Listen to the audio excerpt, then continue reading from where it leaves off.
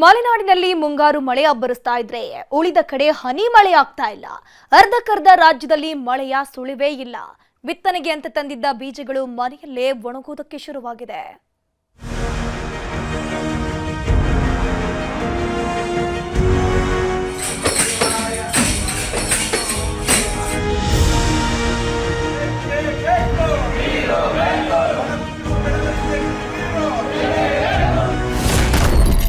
ಒಂದು ಕಡೆ ಮಳೆಯಬ್ಬರ, ಮತ್ತೊಂದು ಕಡೆ ಭೀಕರ ಬರ. ಕರುಣೆ ತೋರದ ವರುಣ ಕಣ್ಣೀರಿಡುತ್ತಿದ್ದಾನೆ ಅನ್ನದಾತ. ಮುಂಗಾರು ಮಳೆ ಆಡ್ತಿರೋ ಕಣ್ಣಾಮುಚ್ಚಾಲೆ ಆಟಕ್ಕೆ ಜನರು ಅಕ್ಷರಶಃ ರೋಸಿ ಹೋಗಿದ್ದಾರೆ. ಉತ್ತರ ಭಾರತದಲ್ಲಿ ಮಹಾ ಸುನಾಮಿಯೇ ಎದ್ದಿದೆ. ಮಲೆನಾಡು ಭಾಗದಲ್ಲಿ ಮೇಘಸ್ಫೋಟವಾಗ್ತಿದೆ. ಮಹಾಮಳೆಯ ಹೊಡೆತಕ್ಕೆ ಸಿಕ್ಕಿದ್ದೆಲ್ಲವೂ ಕೊಚ್ಚಿ ಹೋಗ್ತಿವೆ. ಆದ್ರೆ ರಾಜ್ಯದ ಕೆಲವು ಜಿಲ್ಲೆಗಳಲ್ಲಿ ಮಾತ್ರ ಹನಿ ಮಳೆಯಾಗ್ತಿಲ್ಲ. ದೇವರು ದಿಂಡ್ರು ಅಂತ ಎಷ್ಟೇ ಪೂಜೆ ಪುನಸ್ಕಾರ ಮಾಡಿದ್ರೂ ವರುಣ ದೇವ ಮಾತ್ರ ಕೃಪೆ ತೋರ್ತಿಲ್ಲ.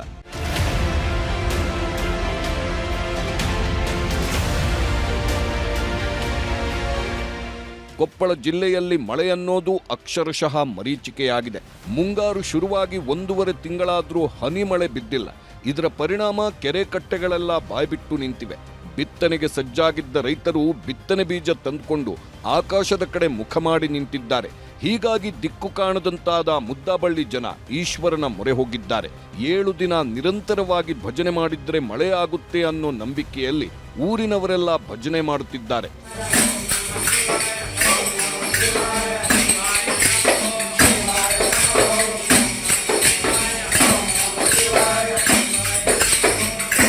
ರಾಯಚೂರು ಜಿಲ್ಲೆಯಲ್ಲೂ ಬರದ ಕಾರ್ಮೋಡ ಆವರಿಸಿದೆ.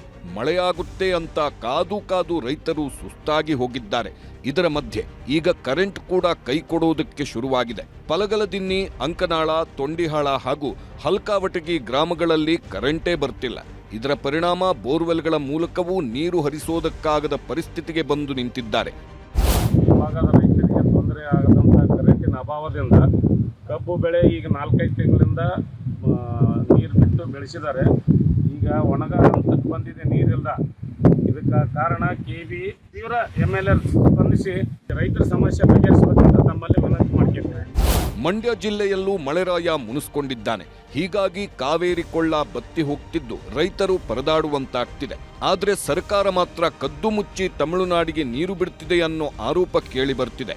ಇದೇ ವಿಷಯವಾಗಿ ರಸ್ತೆಗಿಳಿದಿರೋ ರೈತರು ಶ್ರೀರಂಗಪಟ್ಟಣ ತಾಲೂಕು ಕಚೇರಿ ಮುಂದೆ ಬಾರುಕೋಲು ಚಳುವಳಿ ಮಾಡಿದ್ರು.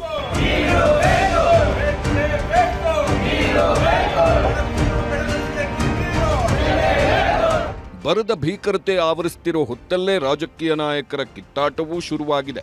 ಬರಗಾಲವನ್ನೇ ಮುಂದಿಟ್ಕೊಂಡು ಕೈ ಕಮಲ ನಾಯಕರು ವಾಗ್ಯುದ್ಧಕ್ಕಿಳಿದಿದ್ದಾರೆ. ಬರಗಾಲ ರೈತರ ಆತ್ಮವಿಶ್ವಾಸವನ್ನ ಕಸಿದುಕೊಳ್ಳೋದಕ್ಕೆ ಅವಕಾಶ ಕೊಡಬಾರದು. ರೈತರಿಗೆ ಆತ್ಮವಿಶ್ವಾಸ ತುಂಬಬೇಕಾಗಿರ್ತಕ್ಕಂಥ ಜವಾಬ್ದಾರಿ ಸರ್ಕಾರದ ಮೇಲಿದೆ. ಅವರಿಗೆ ಆತ್ಮವಿಶ್ವಾಸ ತುಂಬಬೇಕು ಅಂತ ಹೇಳಿದ್ರೆ ಬರಗಾಲವನ್ನು ಎದುರಿಸೋದಕ್ಕೆ ಬೇಕಾದಂತ ಸಿದ್ಧತೆಯನ್ನ ಮಾಡಬೇಕು. ವರದಿ ಕೊಡೋದು ನಮ್ಮ ಜವಾಬ್ದಾರಿ, ಘೋಷಣೆ ಮಾಡೋದು ನಮ್ಮ ಜವಾಬ್ದಾರಿ ಅಲ್ಲ. ಬಹಳ ಸ್ಪಷ್ಟವಾಗಿ ನಿನ್ನೆ ಮುಖ್ಯಮಂತ್ರಿಯವರು ಏನು ಹೇಳಿದ್ದಾರೆ, ಕೇಂದ್ರ ಸರ್ಕಾರದ ಏನು ಮಾನದಂಡಗಳಿವೆ ಅದ್ರ ಪ್ರಕಾರ ನಾವು ವರದಿಯನ್ನು ಸಲ್ಲಿಸಬೇಕಾಗ್ತದೆ. ಗಮನಕ್ಕೆ